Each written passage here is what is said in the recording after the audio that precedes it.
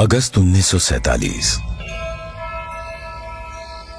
Madras presidency, Tamil Nadu. विशिष्ट लोगों का एक समूह अपने जीवन काल की एक ऐतिहासिक यात्रा की तैयारी कर रहा था।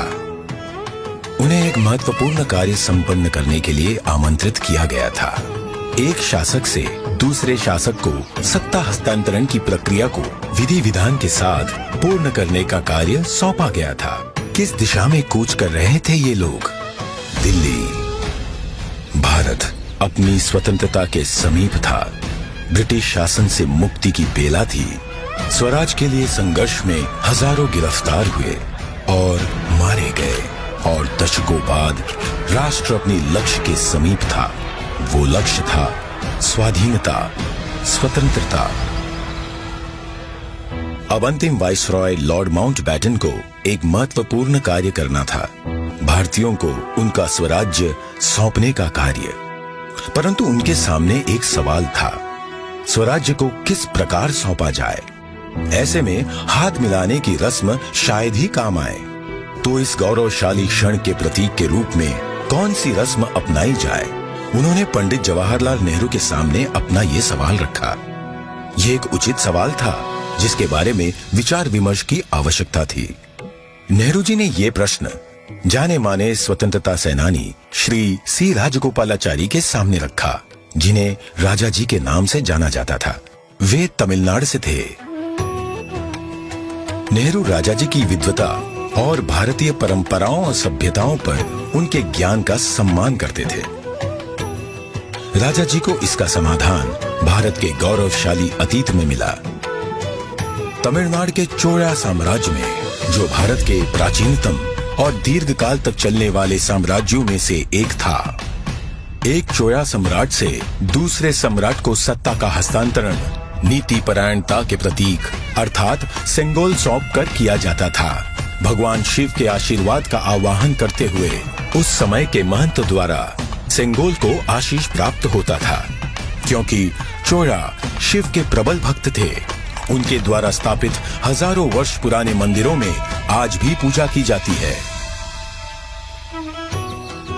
राजा जी ने इसी परंपरा और समारोह के आयोजन की सलाह दी, जिसे नेहरू जी ने स्वीकार किया। राजा जी ने बिना समय गवाए इस समारोह के लिए प्रमुख धार्मिक मठ या आश्रम तिरुवावड़दुराई आदीनम से संपर्क किया, जिसे 5 सदियों पहले स्थापित किया गया था, और ये तब से चोला भूमि के केंद्र में स्थित है और आज तक कार्यरत है। तत्कालीन मठ प्रमुख 20वें गुरु महासन्निधानम श्रील श्री अंबलवाना देसिका स्वामी ने अपनी अस्वस्थता के बाद भी इस कार्य को स्वीकार किया। उन्होंने सेंगोल बनाने का दायित्व मद्रास के प्रसिद्ध स्वर्णकार वुम्मड़ी बंगारू को सौंपा। सेंगोल के शीर्ष पर नंदी विराजमान थे, जो कि शक्ति, सत्य और न्याय के प्रतीक हैं। सेंगोल बनाने के समय को याद करते हुए 96 वर्षीय श्री वुम्मड़ी एतिराजुलु कहते हैं, आदिनम किसी की सिफारिश पर हमारे पास सेंगोल का निर्माण का न्योता लेकर आए थे। उन्होंने हमें इसके चित्र दिखाए। यह एक गोल लंबाकार वस्तु थी, जिसे बिल्कुल वैसे ही बनाना था। यह एक महत्वपूर्ण स्थान पर जा रहा था, इसलिए उच्च गुणवत्ता आवश्यक थी। हमें इसके निर्माण का आदेश मिला। यह चांदी से बना था, जिस पर सोने की परत थी। आधीनम के सानिध्य में इस निर्माण से जुड़कर मैं बहुत ही प्रसन्न था। स्वतंत्रता सबके लिए गौरवशाली क्षण था, पर आधीनम द्वारा हमें सेंगोल निर्माण का दायित्व सौंपने से उस क्षण का महत्व बढ़ गया था। परम पावन मठ प्रमुख ने उप प्रमुख श्रील श्री कुमारस्वामी तंबिरान, आदिनम के ओदुआर विशेष गायक माणिक्यम और नादस्वर विद्वान TN राजरत्नम पिल्लई को आयोजन संपन्न कराने का दायित्व सौंपा। ये दल एक विशेष विमान से दिल्ली पहुंचा। 14 अगस्त 1947 की रात्रि को श्रील श्री कुमारस्वामी तंबिरान ने रीतिनुसार सेंगोल को लॉर्ड माउंटबेटन को सुपुर्द किया। और लॉर्ड माउंटबैटन से उसे पुनः स्वीकार किया। तत्पश्चात सेंगोल पर पवित्र जल छिड़का गया। शोभा यात्रा के रूप में इसे पंडित जवाहरलाल नेहरू के पास ले जाया गया। इस अवसर पर ओदुवार ने तमिल संत तिरुज्ञान संबंदर द्वारा रचित कोलर पदिगम से श्लोकों का पठन किया।